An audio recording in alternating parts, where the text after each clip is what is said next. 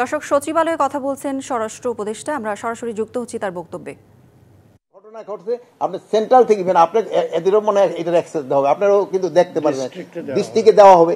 আপনাকে ডিস্ট্রিক্টে যারা প্রতিনিধি যারা এরা নিজেরও করতে পারবে, যদি কোনো কেন্দ্রে কোনো ধরনের এরকম হইতে থাকে, ওটা ইভেন সিস্টেমটা এরকম হবে, মানে আমি হয়তো ডিটেল আপনাকে বলতে পারতেছি না, যে ওখান থেকে সিগন্যাল চলে আসবে। নির্বাচনে শোনেন, নিরাপত্তা আমাদের কোনো অরাজকতা হবে না, বাট নির্বাচনটা হলো সুষ্ঠু এবং সবভাবে হওয়ার জন্য কিন্তু শুধু আইন শৃঙ্খলা বাহিনী তো না, এটার ক্ষেত্রে মেইন ভূমিকা পালন করে যারা নির্বাচনে অংশগ্রহণ করবেন, যারা নির্বাচনে অংশগ্রহণ করবেন তাদের তারা নির্বাচনটা কিভাবে চাচ্ছে, এটা কিন্তু তাদের একটা বড় ধরনের।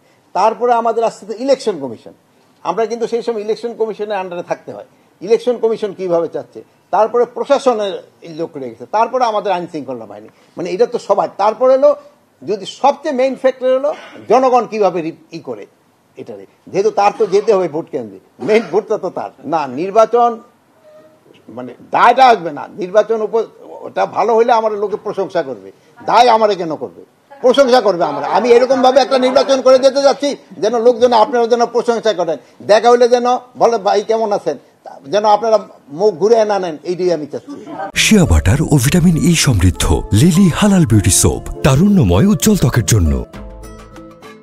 এই জন্য তো আমি সুস্থ না হলে আপনাকে সহ একসাথে কাঠগড়ায় দাঁড়াবো।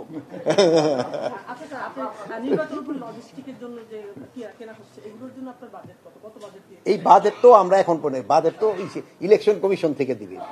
নির্বাচনের জন্য বাজেট কিন্তু স্বরাষ্ট্র মন্ত্রণালয় দেয় না, নির্বাচনের বাজেট ইসেরা দেখা দেয়, এই ক্ষেত্রে ইসেরা দেয়, এই কি বলে ফিনান্স দিবে ইলেকশন কমিশনে, আর ইলেকশন কমিশন এই খরচটার জন্য আমাদের কিছু টাকা দিবে।